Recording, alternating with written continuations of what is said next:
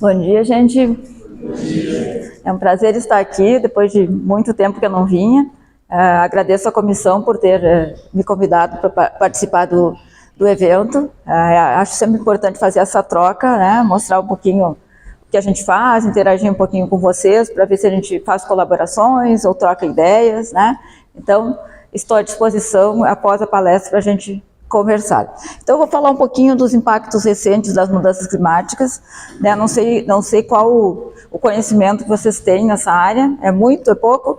Então, eu preparei uma apresentação mais básica, né? Para que todos entendessem, né? Então, para facilitar o entendimento. Mas acho que todos já devem ter ouvido falar das mudanças climáticas, dos impactos que está tendo não só no Brasil, mas no mundo todo, né? Então, vou mostrar alguns dados que comprovam que realmente essas mudanças climáticas estão aí, estão à nossa porta. Pode passar. Então, vamos começar, né? Como tudo começou, né? Para poder norteá-lo, para poder ter uma sequência, né, de pensamentos.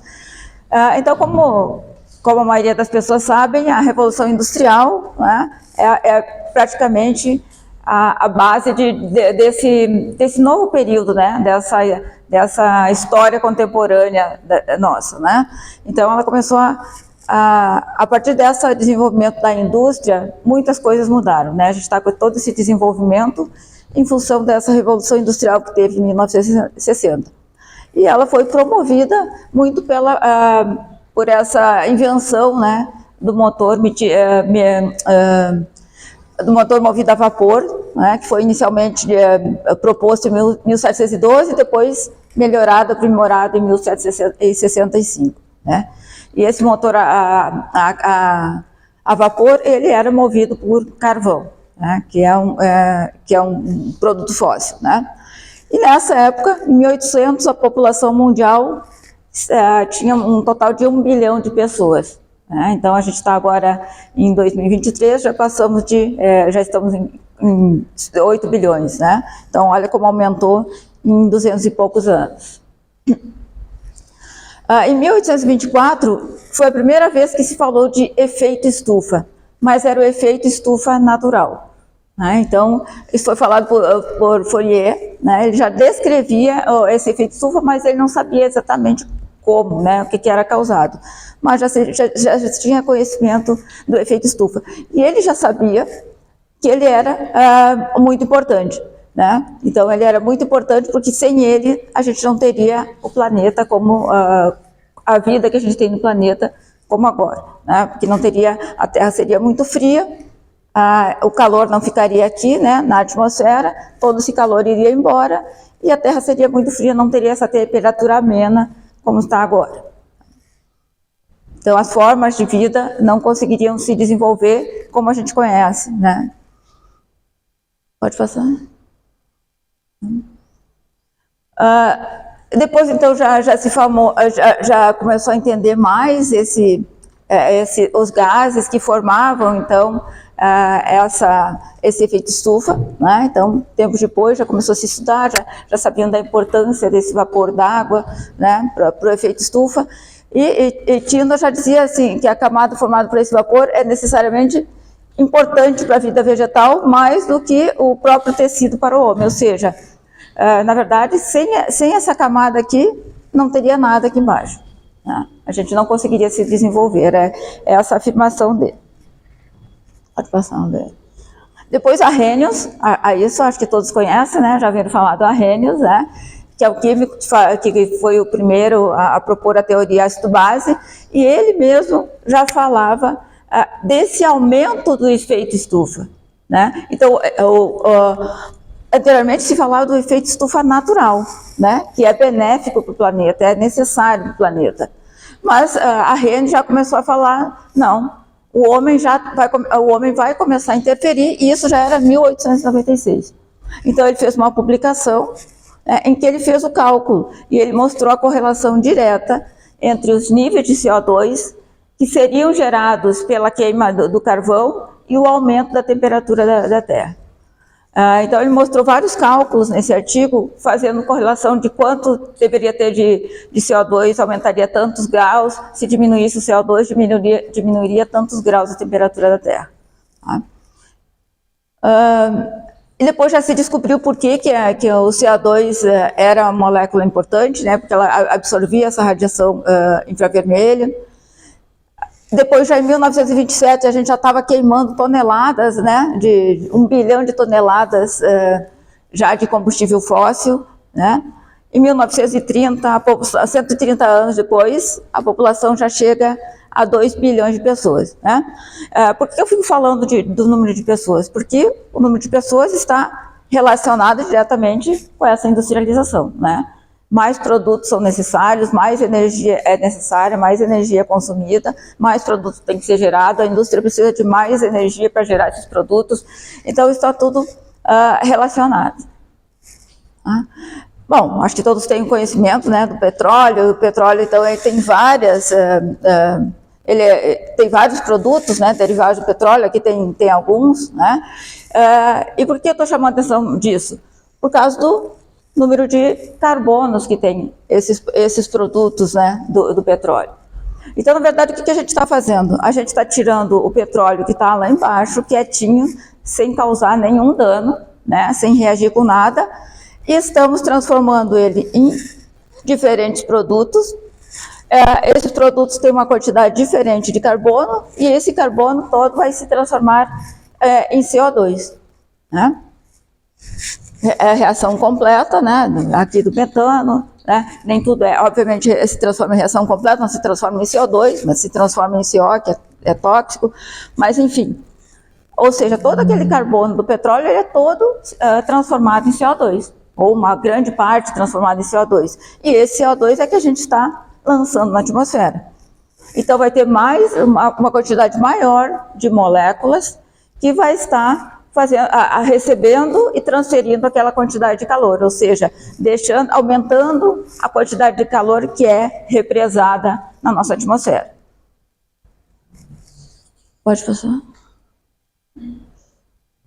Já em 1938 já houve comprovação de que a temperatura no século anterior já tinha aumentado, né? Em 1955 esse pesquisador já tinha feito uma avaliação de que essa absorção do infravermelho pelo CO2 ia elevar a temperatura entre 3 a 4 graus Celsius.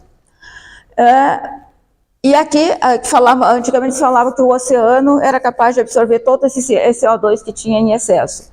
E esse pesquisador, então, disse que não era possível absorver tudo que o homem liberava, né, durante esses processos de queima.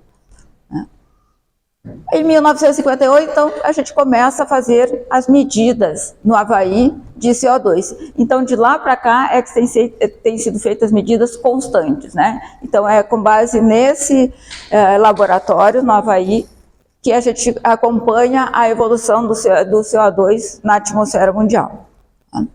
Então, novamente falando aqui, em 1958, 1960, já temos 3 bilhões de pessoas. Em 65, né, a Comissão de Aconselhamento da Presidência dos Estados Unidos já alerta para o efeito estufa, né, que é realmente uma preocupação real, né? Então, isso já há muito tempo já se sabia. As próprias companhias produtoras, né, que extraía petróleo e produzia os seus derivados, seus produtos, já sabia que teríamos esse aquecimento, né, global. Então, mas sempre foi meio que escondido. Agora que vieram à tona muitos documentos que provavam que eles já sabiam de todos esses efeitos, né, mas ficou sob sigilo. Então, até esse momento, não havia muita preocupação com o meio ambiente, né? A gente pensava que tudo que a gente jogava no meio ambiente, a natureza dava conta de consumir, digamos assim, né? Só que depois se viu que não era assim, que os rios já estavam ficando poluídos, que o solo estava ficando poluído. Então, foi realizada a primeira conferência mundial, né, sobre o meio ambiente, foi em 1972, em Estocolmo. Tá? Só que nessa conferência aqui não foi falado nada de mudanças climáticas. O clima, a atmosfera ainda não estava em voga, né? O que se preocupava era com o rio, com o solo, mas a atmosfera ainda não se falava. Já em 75, nossa população atinge 4 bilhões de pessoas, né? Então a gente está tendo um crescimento muito rápido quando a gente entrou no século XX. Pode passar. E aqui, então, foi quando se falou pela primeira vez em aquecimento global. Foi um artigo de Wallace Brooker aí, que foi publicado em 1975. Ele que falou desse aquecimento global. Depois, em 1888, foi criado o Painel Intergovernamental para Mudanças Climáticas, que é como se fosse uma comissão de cientistas de todo o mundo, ou de todos os países, né, que fazem parte da ONU, que se reúnem de tempos em tempos para avaliar as publicações e, a partir daí, gerar um relatório, né, fazer um acompanhamento do que está sendo publicado no mundo e fazer um relatório a partir disso, né. Então, agora em abril desse ano, foi lançada essa síntese, né, do 6º relatório. Eu vou falar um pouquinho dele mais adiante. Depois tivemos a Eco 92, 20 anos depois, né, no Rio de Janeiro, e ali sim já se falava dos gases de efeito estufa, né? Então, que era necessário estabilizar o nível de concentração do gás de efeito estufa na atmosfera, de modo que isso não se tornasse perigoso para o sistema climático. Então, aqui só para vocês verem, começamos só para verem, observarem os níveis de CO2, né? Então, antes da Revolução Industrial, os níveis de CO2 eram de 280 ppm, né? Parte por milhão. E tinha menos de um bilhão de pessoas no planeta. Em 1958, como eu falei, que começou as medidas contínuas, né, no Havaí, já estava em 315. A população já tinha subido. 2008, ou seja, 50 anos depois, já tinha ido para 380 ppm. 2013, 55, já ultrapassou os 400, 21, 63 anos, 415, né? Então, olha a população como tem uma relação direta com os níveis de CO2, né? Então, há um aumento dos níveis de CO2 em função também desse crescimento populacional. Então, aqui essa última, a medida do ano passado, né, 421 ppm, ou seja, 50% maior do que estava antes da Revolução Industrial, né? E de acordo com a última notícia, que foi agora, de 18 de outubro, diz que os níveis de dióxido de carbono devem atingir novo recorde. Tá? Então, a gente todo ano, ao invés da gente diminuir em função dos acordos, os acordos internacionais que têm sido feitos, a gente segue aumentando os níveis de CO2 na atmosfera. Bom, eu não sei se todos conhecem o que é o efeito estufa, vou explicar rapidamente, né? Que é a radiação solar, ela entra, né, aqui no planeta, uma parte absorvida pelo planeta e uma parte é refletida de volta. E alguns gases que têm características de absorver essa radiação, eles devolvem essa radiação aqui de volta para o planeta. Então, se esses gases aumentam de concentração, aumenta a sua quantidade aqui na nossa atmosfera, eles acabam, então, aumentando, retendo mais calor, absorvendo mais calor e emitindo de volta mais calor para a Terra. Então, é por isso que tem esse aumento. Tá? Se não tivesse esse efeito estufa, o que aconteceria, né? Se a gente não tivesse a atmosfera, não tivesse o efeito estufa, a Terra seria gelada, porque essa radiação, esse calor não ficaria na superfície da Terra. Ele voltaria todo para o espaço. Então, não teria vida, porque seria um ambiente muito, muito frio, né? Então, a vida como a gente conhece não se desenvolveria nessa condição. Tá? Então, essa camada é necessária. Qual é o problema? É o aumento desses gases que mantém a Terra aquecida. Então, é isso que causa todo o problema que a gente está observando agora.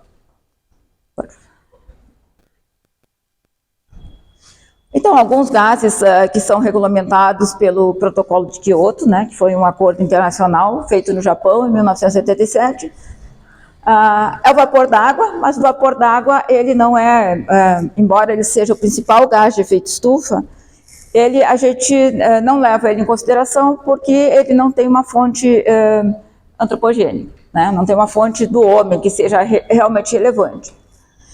Mas o dióxido de carbono, sim, o metano, o óxido nitroso. Então, esses três aqui são os principais gases, embora tenham vários outros, tá? Mas esses aqui são os que estão no protocolo, e esses três aqui são os mais importantes devido à grande quantidade de fontes. Os outros são mais em função do tempo que eles permanecem na atmosfera. Né? Então, permanecem 3.200 anos, 100 anos. Quanto mais tempo permanece na atmosfera, pior é. Né?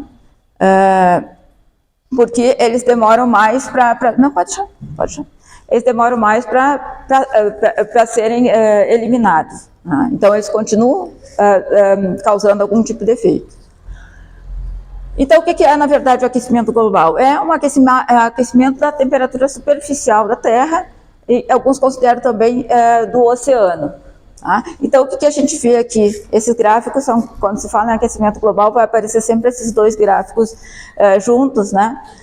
Então, aqui nós temos as medidas de CO2, que começaram em 1958, que eu mostrei para vocês, e a gente só vê uma crescente. Tá? Então, está crescendo aqui até 2021, 2022, a gente só vê aumentando.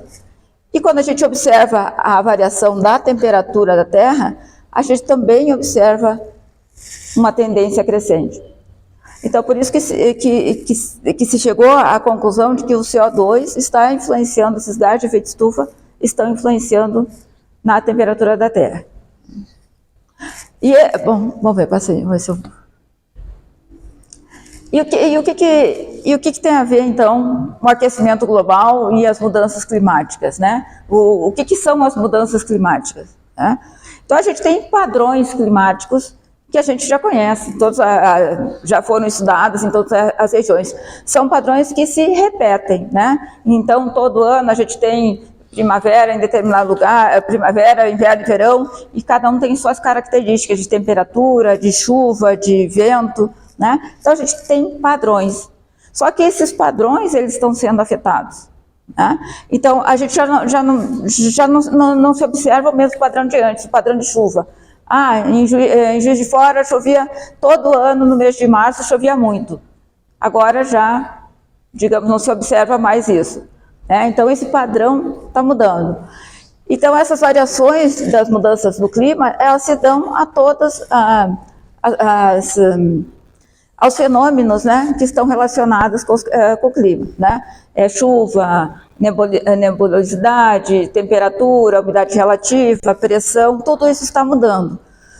Por que tudo isso está mudando? Porque com esses gases de efeito estufa que a gente está jogando para a atmosfera, a gente está retendo mais calor, né? Mais calor significa mais energia.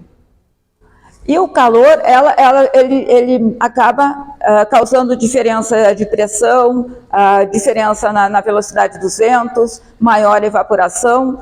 Então, tem todo um efeito devido às mudanças ao aquecimento global. Tá? Então, às vezes, as pessoas se confundem muito, e é por isso que tem às vezes, muitas pessoas que negam as mudanças climáticas se baseiam muito no tempo e não no clima, né? Hoje aqui está muito frio, então como é que tem mudança climática, né? Que a gente ouve muito isso. Está nevando muito nos Estados Unidos, está muito frio no sul. Porque como frio, se as mudanças climáticas, se o aquecimento global aumenta a temperatura, né? Porque as pessoas se baseiam muito no tempo. O tempo é uma condição daquele momento. Agora, quando a gente fala em clima, a gente está falando de condições atmosféricas de longo prazo. Tá? São estudos que têm um padrão. Por exemplo, aqui nós temos um padrão de precipitação do Rio de Janeiro. Sempre foi assim. Desde que começaram a estudar as condições climáticas, sempre se comportou dessa forma. chove muito em alguns meses e não chove nos meses de inverno. Né? Só que agora, o que está acontecendo? Esse padrão já não está se repetindo. Tá? Muitas vezes está se invertendo, ou está chovendo muito mais do que era esperado para aquela época. Né? Então, isso tudo está alterando e altera, consequentemente, todos os ciclos de vida. Então, aquecimento global e mudanças climáticas é a mesma coisa? Não, não é. O aquecimento global, na verdade, ele faz parte das mudanças climáticas. Né? Então, o aquecimento global é o aumento da temperatura do planeta causada pelos gases de efeito de estufa emitidos pelo homem. Né? Porque aquele efeito estufa que é natural, ele é emitido, né, de forma natural, então ele se mantém em equilíbrio. O que a gente está fazendo? A gente está emitindo mais gases de efeito estufa e isso está causando um desequilíbrio. Então nós estamos, o planeta está com uma alteração na sua quantidade de energia. Né? Aí, esse aquecimento global, né, vai acabar, então, causando outros efeitos. Né? Vai acabar causando alterações climáticas, mais chuva, mais vento, mais eventos extremos.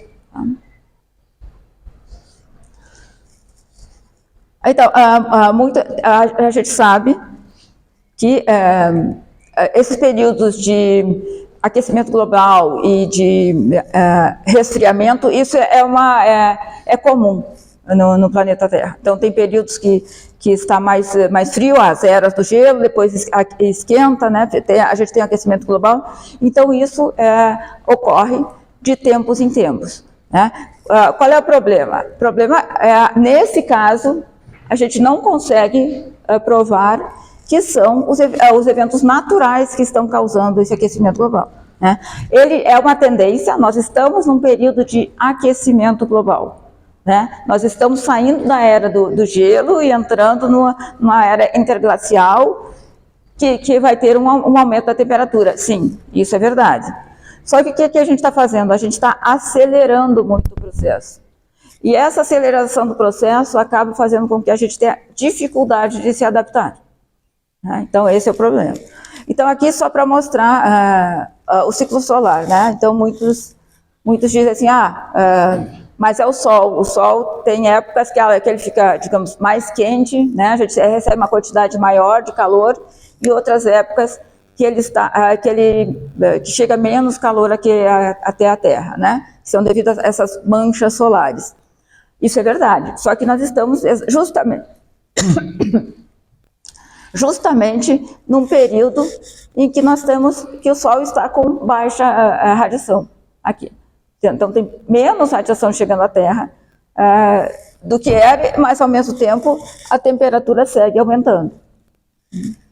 Então, isso aqui agora se faz medidas, né? Com os equipamentos modernos consegue se fazer medidas. Então, já está claro que não é o Sol que está causando, então, esse aumento de temperatura. Pode mudar.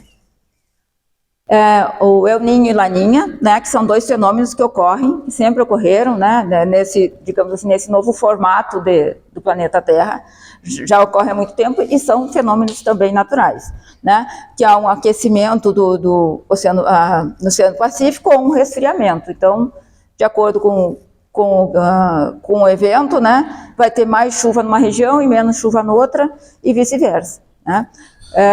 Então, agora a gente está tendo o evento do El Niño, né? Então, o El Niño no sul está causando, tem muita chuva, e no norte muita seca. Ok, isso seria um evento natural, sim, é um evento natural. Só que ele está sendo potencializado, né, com a emissão desses gases de efeito estufa, que acabam causando esse desbalanceamento. Então, no sul, tem chuvas que nunca se viram. Né? Nunca foram vistos, assim como no norte tem uma seca que nunca se viu. Então são eventos mais extremos. Tá acontecendo um padrão, chuva e seca, só que de forma extrema. Né? Então isso é digamos, uma indicação das emissões antropogênicas que estão acelerando esse processo. Pode. O movimento da crosta terrestre também, muitas vezes as placas tectônicas elas se mexem, né? Isso também muitas vezes pode causar um desequilíbrio do clima. Isso é considerado uma influência natural, né? Mas a gente não tem como prever quando vai acontecer, né? A gente sabe que a Terra era toda junta e o mar rodeado pelo mar, mas depois foram se separando até formar a Terra como a gente conhece hoje nesses continentes. O vulcanismo também, né? O vulcão é um processo natural, né? A gente não tem como evitar e tampouco sabe quando vai explodir um vulcão. Até hoje em dia já tem equipamentos que já medem com mais precisão, mas ainda não se sabe ao certo.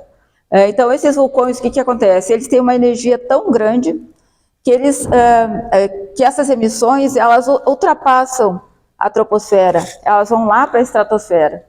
Então, fica cheio de cinzas aqui. Então, ficando cheio de cinza aqui, a radiação não passa. Então, sempre acaba resfriando o planeta um pouco, né? Então, o vulcanismo também é um processo natural. E aqui, só para mostrar, aquele vulcão que eu mostrei anteriormente foi aqui, ó. Então, quando tem vulcão, a temperatura do planeta acaba tendo picos, né? Picos de temperatura menores. Pode passar. Outra influência natural, então, se deve a esse ciclo de Milankovitch, né? Que são movimentos, é um movimento natural da Terra, em que, de tempos em tempos, ela faz uma elipse ao invés de fazer um círculo. Então, essa aproximação ou esse afastamento faz com que ocorra, então, o aquecimento ou, então, as eras glaciais. Então, a cada 100 mil anos, ela se afasta. Então, a gente vai ter as eras glaciais. E a cada 10 a 20 mil anos, ela se aproxima mais do Sol. É quando a gente tem aquecimento. Então, a gente está nessa fase aqui de aquecimento, que são só 10 ou 20 mil anos. Então, o aquecimento já é previsto, né? O problema é esse aquecimento maior do que deveria ser nesse momento. Pode passar. Aqui é só para mostrar, né, a temperatura, as fases, né? Não ficou boa essa figura aí para mostrar, pode passar. E aqui a nossa parte, né? Vamos às emissões de gases de efeito estufa causadas pelo homem, né? Então a gente vê uma crescente no dióxido de carbono, no óxido nitroso, no metano.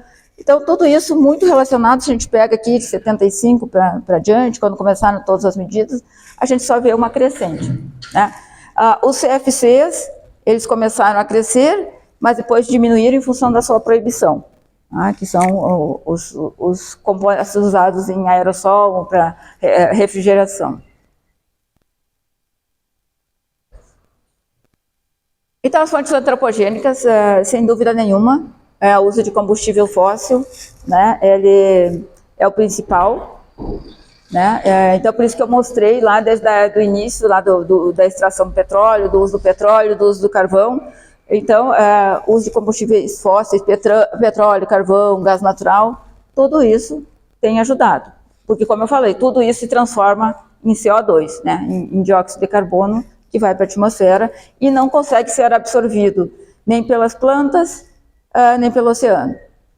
O desmatamento, né? Esse desmatamento que a gente desmata ou para fazer agronegócio, ou para cidades, ou para algum tipo de extrativismo. Então, esse desmatamento é super importante e por duas razões, né? No momento que você derruba uma árvore, ela deixa de absorver o CO2, né?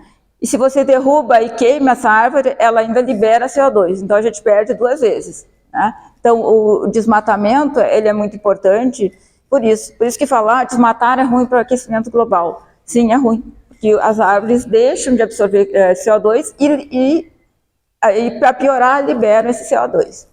Tá? E a atividade industrial, né? A atividade industrial, ela é mais focada, né, por regiões, mas de qualquer forma também emite muito, até porque a indústria só se desenvolve utilizando algum tipo de energia. E aqui no Brasil, esse relatório saiu agora, trazendo alguns números para vocês, né? Então, isso aqui se baseou em 1970, 2021, que é os dados mais recentes que tem do Observatório do Clima, né? Então, o Brasil, estamos, como eu disse, estamos em processo de que todos os países devem reduzir as emissões. E o Brasil emitiu 2,4 bilhões de toneladas de gás de efeito estufa em 2021, que teve um aumento de 12% em relação a 2020. Ou seja, a gente está indo na contramão, né? Foi o maior aumento em quase 2 décadas. Então, em 2 décadas, a gente, ao invés de começar a diminuir cada vez mais, a gente está aumentando essas emissões, tá? No setor de energia, teve um aumento também de 12%, foi o maior em 50 anos. Né? Foi um salto maior em 50 anos. E o Brasil agora é o 7º maior emissor de gás de efeito estufa do mundo. Isso muito se deve ao desmatamento. Aqui só para mostrar que isso aqui se refere ao uso da terra e floresta. Então, a parte verde aqui é onde o Brasil mais emite, né? A fonte que o Brasil mais emite, que é o desmatamento. E aqui os estados, né, que mais emitem. Então, os estados que têm agronegócio ou que têm muitas queimadas são os que mais emitem gases de efeito estufa. Aqui, da mesma forma, os gases estufa per capita. Então, a gente calcula quanto uma pessoa emite, né? Então, tem uma variação muito grande dentro do Brasil. Tem locais que as pessoas têm uma emissão maior do que em outras, muito em função do que aquele estado está produzindo. Bom, mas já temos evidências de que realmente ocorrem mudanças climáticas? Vocês acham que tem? Vamos ver aqui. Trouxe algumas aí para ver com vocês. Pode passar. Então, aumento da temperatura global. Então, esse gráfico aqui foi da Organização Mundial da Meteorologia, que também foi de 2023, que eles publicaram um relatório. Então, as temperaturas recordes estão aqui na última década, né, no último ano, e tudo indica que esse ano será mais um ano de recorde, ou seja, todo ano a gente está se superando, né? Esse ano foi maior, não, ano que vem a gente vai estar mais.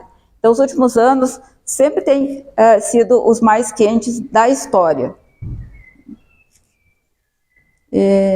A variabilidade natural não explica esse aquecimento. Então, é isso. Quando se traça qual seria o comportamento da temperatura em função, se fosse só de fontes naturais, ele tem um comportamento. Quando se fala de fontes antropogênicas, ele tem outro comportamento. Mas o que se observa, na verdade, é outro comportamento. Então, na verdade, o que se diz? Que esse comportamento ele é uma mistura tanto de fonte natural quanto de fonte antropogênica. Não é só natural e não é só antropogênica. É a mistura de todos que faz com que a gente tenha essa temperatura que está atualmente. Então, na década de 70, lembra que eu falei lá do aquecimento global? Então, já havia previsões de que o aquecimento global ia acontecer e a gente teria certos efeitos. Então, tudo que havia sido previsto lá está acontecendo aqui, tá? Outra informação também é que, eu falei anteriormente do Sol. Se o Sol fosse o responsável por aumentar essa temperatura da Terra, ele teria que aquecer a atmosfera, a troposfera, que é a camada mais baixa, aqui mais perto da superfície, e a estratosfera também. Só que a estratosfera está se resfriando, enquanto que a atmosfera está esquentando. Então, não é o Sol o causador, porque senão as duas camadas teriam que estar esquentando da mesma forma. O que mais? O nível de CO2, como já tinha mostrado aí, é o maior de todos os tempos, né? É o maior de 3,5 bilhões de anos atrás, então é um período de tempo muito grande. O gelo do Ártico, né, está derretendo cada vez mais, então cada vez mais a gente tem menos gelo no Ártico, né? Pode passar. Diminuição da cobertura de neve, então isso já está sendo, né, sempre noticiado, né, nos meios de comunicação, jornal, a mídia geral, dessa diminuição da cobertura de neve. E qual é o problema? O problema é que a neve, ela é fornecedora de água para muitas regiões, né? O rio Amazonas, ele nasce lá nos Andes, né? Por causa da neve que fica lá, depois derrete e desce. Assim como tantos outros países, né, que têm suas fontes baseadas nessa neve, né? Então, isso vai ter um problema grave se continuar dessa forma, em função da falta de água para algumas populações.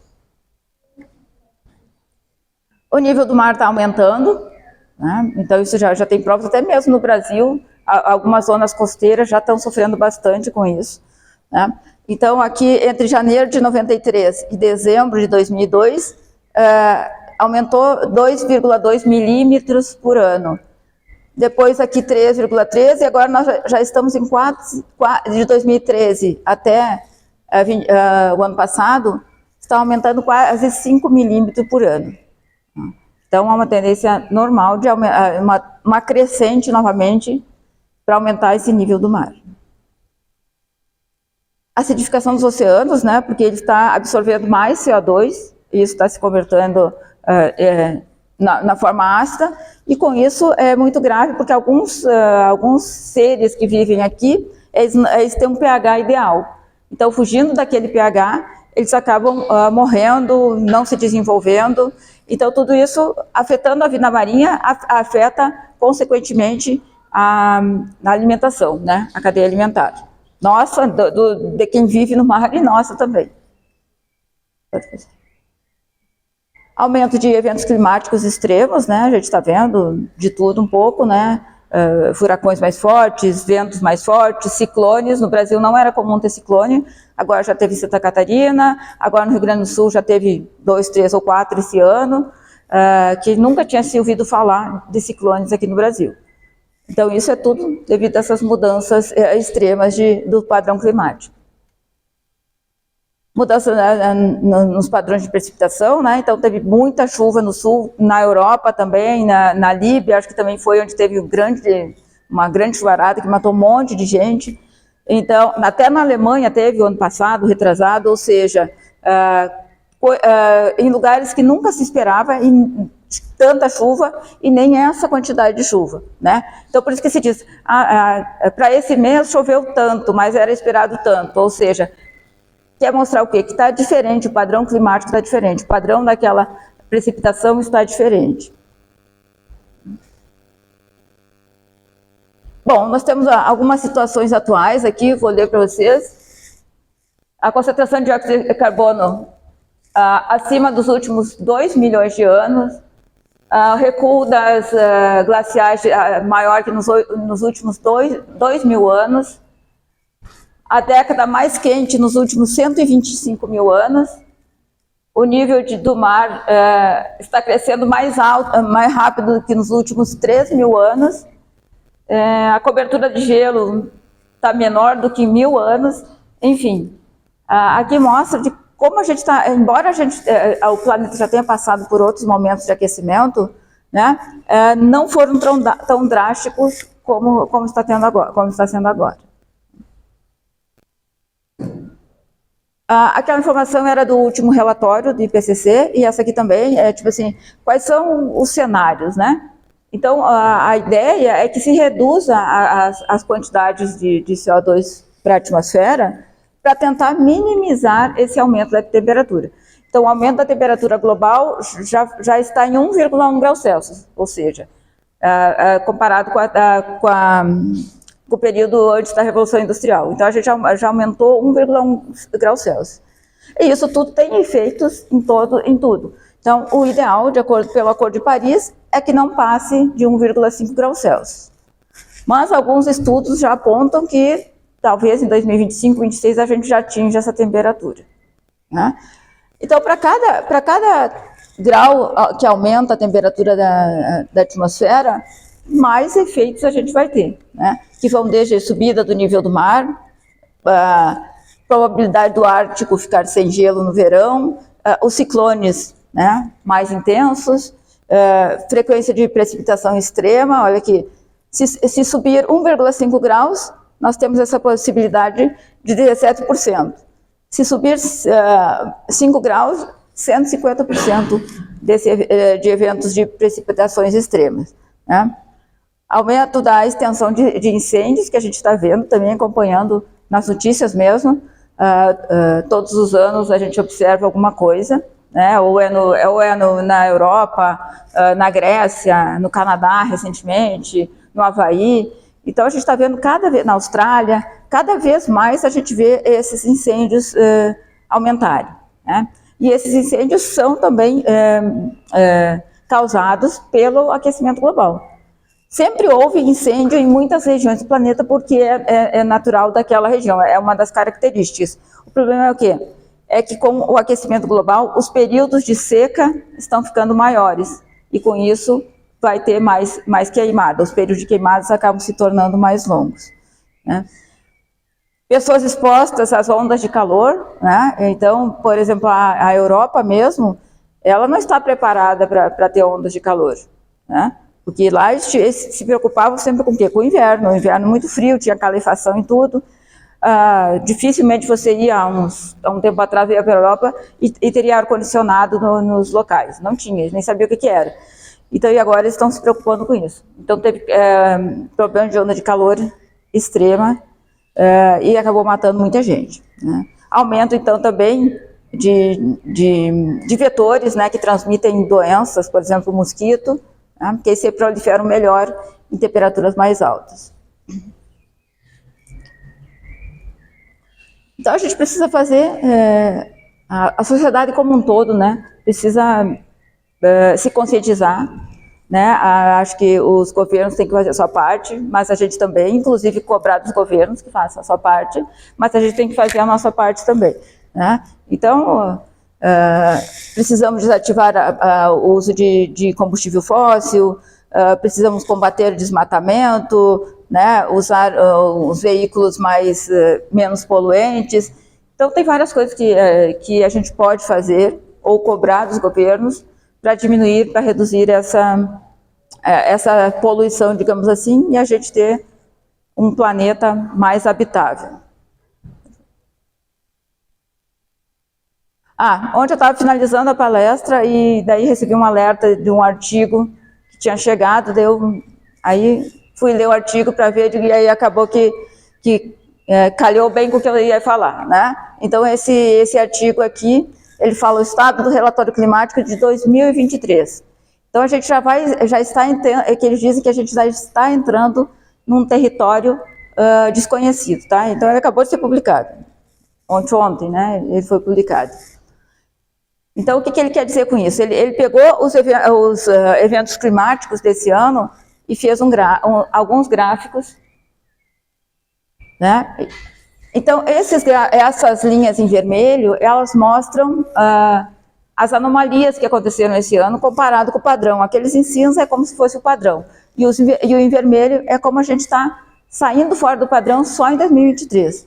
Né? Então, o primeiro é a extensão do gelo do Ártico, né? Então, que se perdeu, e aqui a extensão do gelo de modo global. Então, a gente vê, por esse gráfico, que houve uma perda muito grande. Aqui há a temperatura da superfície do oceano. Então, aqui nós temos, aqui é do Atlântico Norte, e aqui em termos globais. Então, vê como a superfície do oceano está muito maior, né? E aqui é a temperatura da superfície do planeta, e aqui é as queimadas no Canadá, que foi o que eu estava falando, né? Então aqui eram as queimadas que ocorriam de forma natural, por causa do tipo de vegetação. E olha desse ano deu um salto, né? Além de tudo, além de afetar a mudança climática, afeta também a qualidade do ar, né? Até porque essas queimadas, né, tanto em qualquer lugar, elas não ficam estáticas naquele país que está queimando, né? Elas se espalham. Então, essas queimadas chegaram até a Europa, causaram sérios problemas ali nas vizinhanças. Então, não tem fronteira geográfica, né? A atmosfera não tem fronteira geográfica. Então, isso aqui foi a observação só desse ano, né? Janeiro, abril, junho, julho e outubro. Então, isso aqui é para falar de... esses dados aqui são muito recentes, né? Geralmente a gente demora mais para publicar um artigo com uma compilação de dados como essa, mas eles foram muito rápidos em juntar e mostrar como está o padrão climático esse ano está bem diferente, e para pior.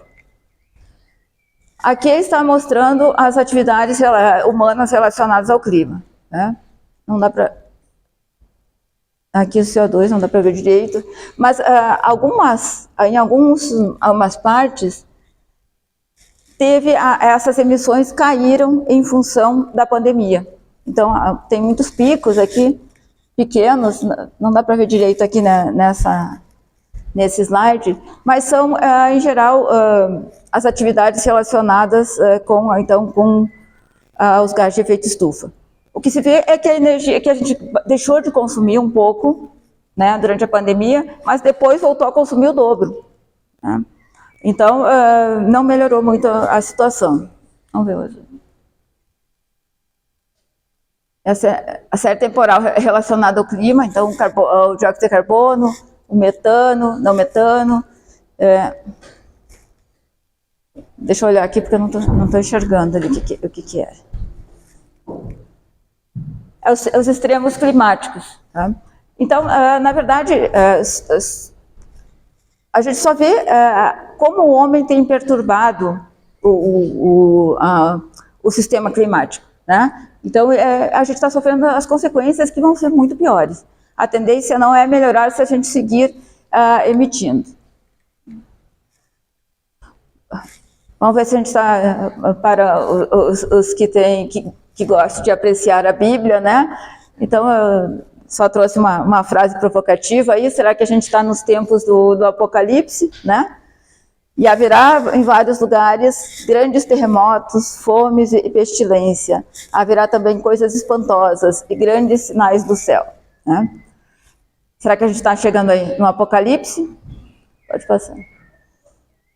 E esse cientista, foi ele que criou o conceito de fronteiras planetárias, né? Então a gente tem 9 fronteiras planetárias, e se a gente ultrapassar essas fronteiras planetárias, então a gente pode chegar a uma extinção em massa, né? Então o que ele diz? Será que o planeta vai acabar? Não, o planeta em si vai seguir existindo, porque na verdade o planeta pouco depende da gente, né? Nós é que dependemos dele.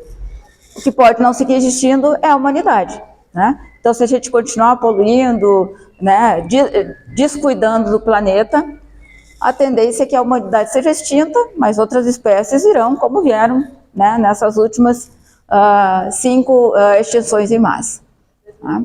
Então, é só para a gente pensar um pouquinho também nas nossas atitudes, ter um pouquinho de conscientização, levar um pouquinho desse conhecimento para a nossa casa, né? Alguns esclarecimentos. Ainda a gente tem um monte de pessoas que negam, né, que não aceitam, que acham que isso não tem a ver com o ser humano, que isso já é uma causa natural. Então a gente já tem evidências de que são as causas naturais que estão sendo potencializadas pelas atividades humanas, né? E isso acelera o processo. Acelerando o processo, a gente tem mais dificuldade de se adaptar, tá? Então era isso. Muito obrigada, estou à disposição aí.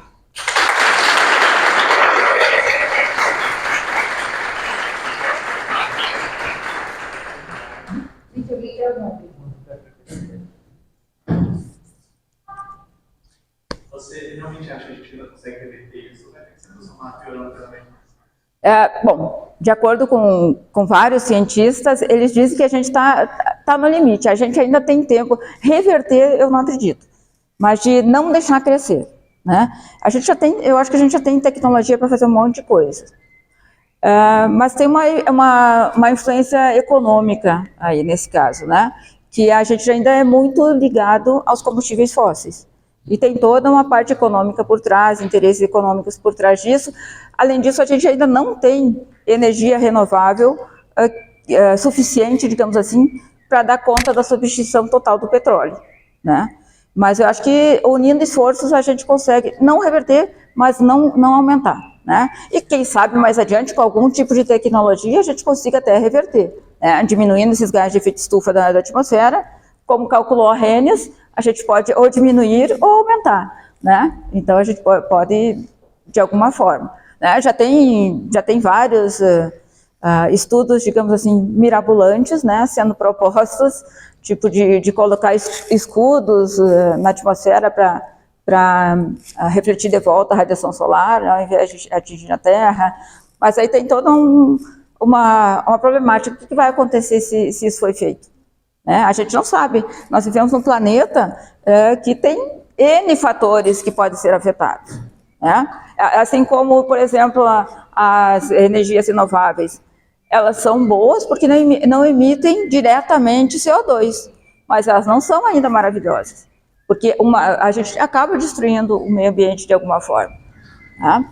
Você precisa de espaço para colocar uma hélice de energia eólica, ou precisa de fazendas de energia solar que você ocupa um espaço enorme, que você deixa de plantar alguma coisa. Tem lugares do Brasil que estão fazendo desmatamento para colocar energia solar. Então você vê que tem um contrassenso aí, né? Também fizeram desmatamento para colocar energia eólica. Oi? Mas é verdade, no Nordeste tem muitos casos que está acontecendo isso. Então você está trocando 6 por meia dúzia, né? Também falaram de colocar essas energia solar nos rios, assim, né? Como se fosse fazendas no rio, mas daí você afeta todo o ecossistema abaixo. Então, a gente ainda não tem uma resposta fácil, acho que não vai ser fácil encontrar, mas tem que estar todo mundo unido, porque se um não quer fazer, outro não quer, não vão sair muito do lugar. Então, essa união é importante, a união do mundo, não é a união só de um país ou de outro, tem que ser uma coisa pensada e estruturada.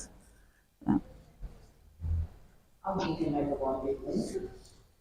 Você disse que em 2005, o patamar de grau de meio já vai ser atingido. Se a gente parasse hoje, para tudo, indústria e só parar. Existe a possibilidade desse 1 grau de meio não ser atingido? Porque tem tempo até o planeta se recuperar de tudo isso. Exatamente, essa é uma boa pergunta, né? Isso é uma previsão, pode ser que não aconteça, que se reduza, mas é por causa da tendência, né? Se continuar só, como eu mostrei aqui, no Brasil a gente está aumentando as emissões. Em outros países, China, Índia, Estados Unidos, também continuam aumentando. Então, se a gente parasse agora de emitir, será que aconteceria alguma coisa?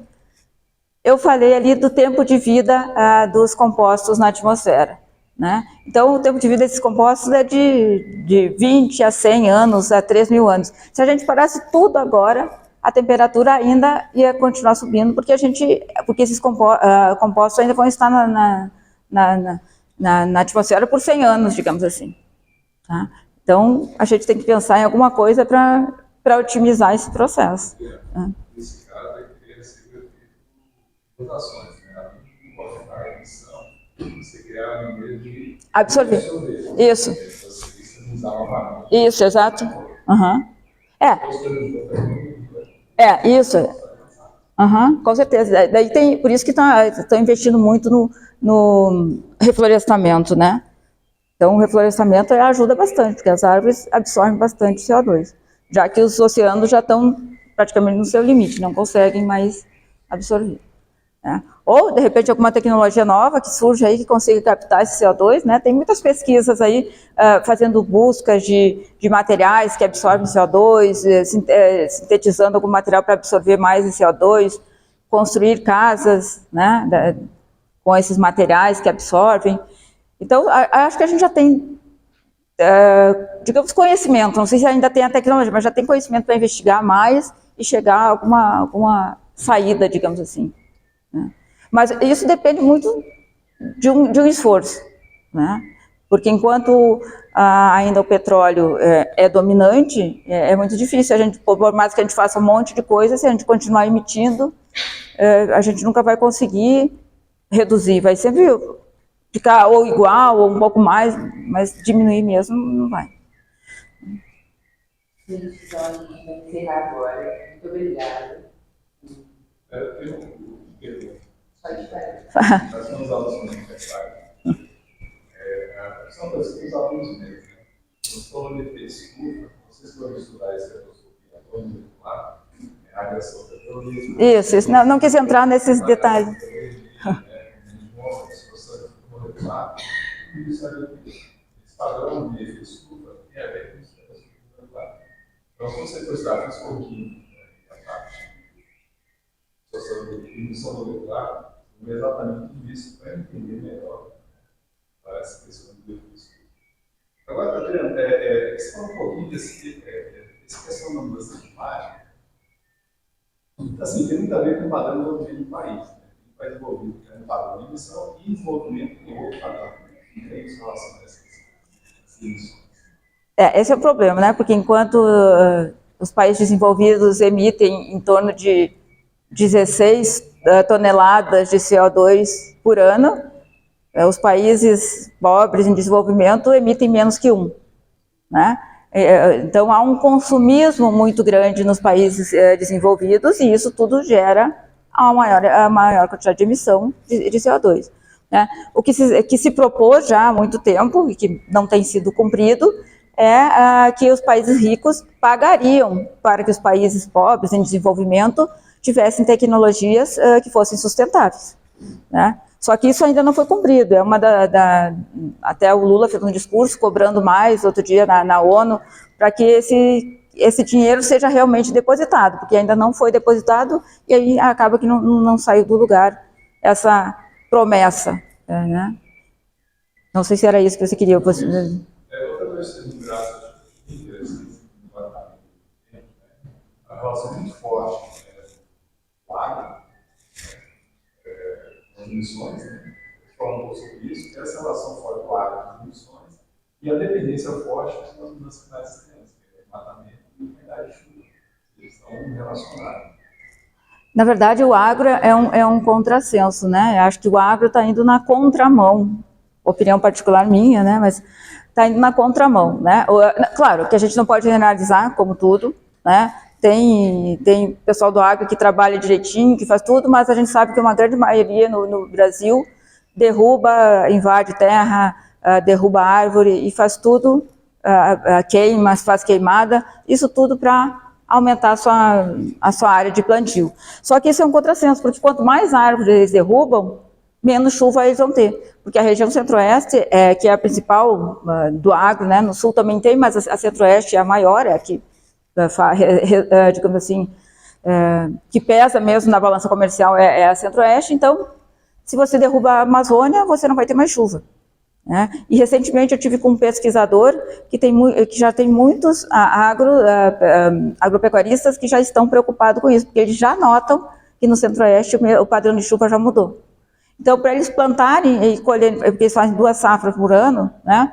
Então, para eles colherem aquelas 2 safras, tem que ter tantos dias X de chuva. Antes tinha. Agora, esses dias X de chuva não são os mesmos, tem um número menor. Então, o que eles fazem? Eles estão começando a fazer irrigação. Né? A irrigação é a retirada da água do lençol freático. Só que isso não tem custo para eles. Então, tem só algumas pessoas que ganham. Só quem está plantando ali ganha, porque, teoricamente, se você está pegando uma coisa que é de todo o país, deveria pagar uma taxa. E, pelo que eu sei, não existe a taxa, é uma taxa muito baixinha. Então, eles ganham e ganham de novo, né? Além de todos os subsídios que eles já ganham. E, na verdade, eles trazem muito pouco lucro para o Brasil. Eles só pesam na balança comercial, mas lucro não empregam, desmatam, usam água que não é deles, né? Oi? Consome bastante água. Sim, consome bastante água, porque eles têm que complementar, né? Senão não colhem nada. Tem uma questão daquela vegetação raiz profunda, né? Que leva água para uma vegetação rasteira. Está diminuindo a vegetação dessa oferta. Sim. Mais ainda. Claro. Força a questão de desmatar os alimentos e sempre precisar dos alimentos. Eu tenho eu acho controverso dizer que é alimentos. Eu acho que é soja, e soja não é alimento, gente. Soja é alimento para porco da China. As nossas sojas vai tudo para alimentar porco da China. Então não é a mesma coisa você plantar arroz, feijão, batata, isso. Não, quem planta isso, a gente come de quem é dos pequenos agricultores, da agricultura familiar que a gente come isso. Né? Que tem alguns hectares, não tem como eles milhões de hectares. Né? Então, eu acho meio controverso dizer que para plantação de alimentos. Né? Não, sim, mas você pode pensar, soja não é uma coisa, não digo que não seja um alimento, mas não é a coisa mais essencial do mundo, em termos de alimentação.